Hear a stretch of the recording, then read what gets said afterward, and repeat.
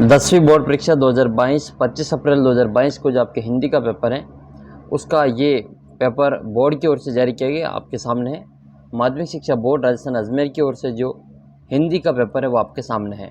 2022 की परीक्षा जो होने वाली है वो 25 अप्रैल को है।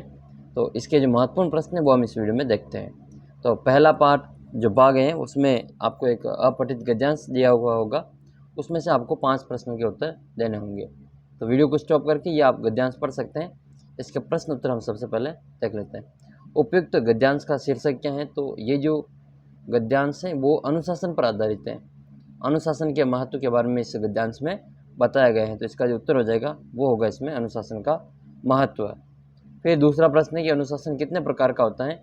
तो ये ऊपर लाइन लिखी हुई कि अनुशासन 2 प्रकार का होता है। तो उत्तर हो जाएगा 2 प्रकार का। व्यक्ति के जीवन का सघन साधना का काल होता है, तो वो होता है इसमें विद्यार्थी जीवन। सही उत्तर हो जाएगा इसमें विद्यार्थी जीवन।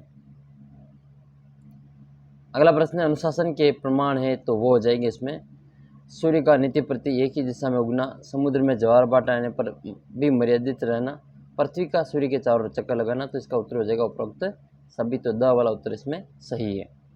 5वां प्रश्न है व्यक्ति के जीवन में किसका गहरा महत्व है? तो वो है अनुशासन का।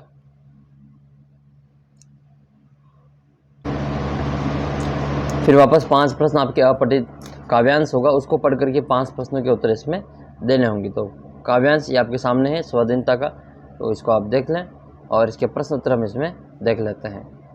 तो सबसे पहला प्रश्न है इसमें कि उपयुक्त काव्यांश का उचित शीर्षक क्या है? तो यह जब आप काव्यांश पढ़ेंगे तो इसके बारे में पता चल जाएगा कि किस प्रकार का काव्यांश है। तो आपके 6ठा प्रश्न है इसमें उपयुक्त काव्यांश का उचित शीर्षक क्या है? तो वो हो जाएगा इसमें वे आंखें। फिर आपके 7वां प्रश्न है कि इस काव्यांश में किसकी पीड़ा का वर्णन किया गया है? तो इसमें किया गया है किसान का। सही उत्तर इसमें किसान का। और 8वां प्रश्न है कारकुन का शाब्दिक अर्थ क्या है? तो वो हो जाएगा जमींदार का कार्मिक। फिर आपके अगला प्रश्न है कि आंखों का तारा होना मुहावरे का अर्थ क्या है? तो वो है अत्यधिक प्रिय होना, अत्यधिक प्रिय होना। और 10वां प्रश्न है आपके इसमें कि काव्यांश में वर्णित पीड़ित वर्ग की आंखों में चमक कब आ जाती है? तो वो है कि शोषण से पूर्व की संपन्नता को याद करने पर। अगला प्रश्न है 11वां प्रश्न, माता का अंचल कृति के रचनाकार कौन है? शिव पूजन सहाय, मधु कांकरिया, कमलेश्वर और शिव प्रसाद मिश्र कद्र।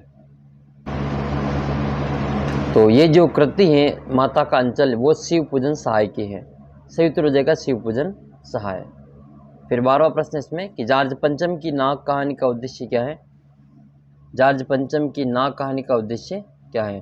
तो औपनिवेशिक दौर की मानसिकता को चोट करना, विदेशी आकर्षण को वर्षना करना और व्यावसायिक पत्रकारिता का पर्दाफाश करना। तो इसका उत्तर हो जाएगा उपरोक्त सभी।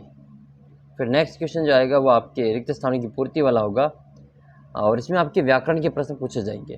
तो पहला प्रश्न आपके इसमें कि भाववाचक संज्ञा की रचना मुख्य रिक्त स्थान प्रकार के शब्दों से होती है।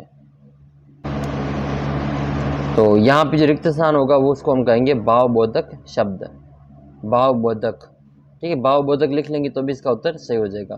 फिर आपके अगला प्रश्न दूसरा कि सर्वनाम कितने प्रकार के होते हैं? तो सर्वनाम 6 प्रकार के होते हैं। नेक्स्ट क्वेश्चन है शब्द जो किसी वस्तु, पदार्थ या जगह की मात्रा, तोल या माप का बोध कराते हैं, क्या कराती है? तो उसे कहा जाता है द्रव्यवाचक संज्ञा। जो पदार्थ, जगह की मात्रा, माप, तोल का बोध कराते हैं उसको द्रव्यवाचक संज्ञा कहते हैं। हिंदी क्रिया पदों का मूल रूप ही कहलाता है या होता है। तो रिक्त स्थान की पूर्ति करने इसमें मूल रूप ही धातु है, मूल रूप ही धातु है।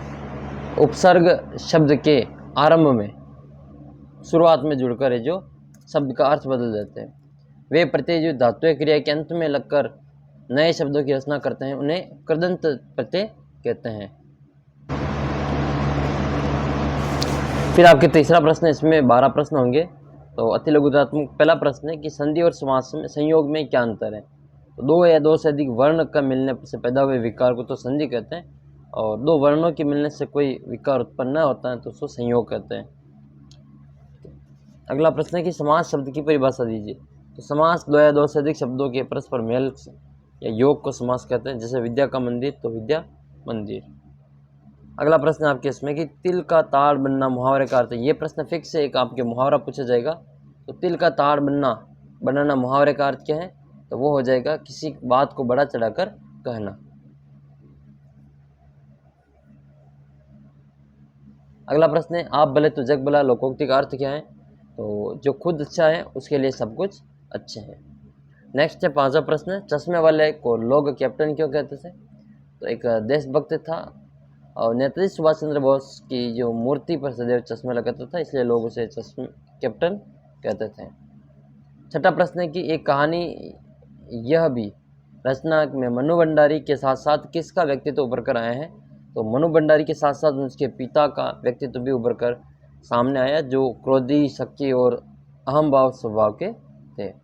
सुशीरवाद्यों से आप क्या समझते हैं? तो सुशीरवाद्य का मतलब जो आप फूंक देकर बजाते हैं मुंह से, तो सुशीरवाद्य हैं।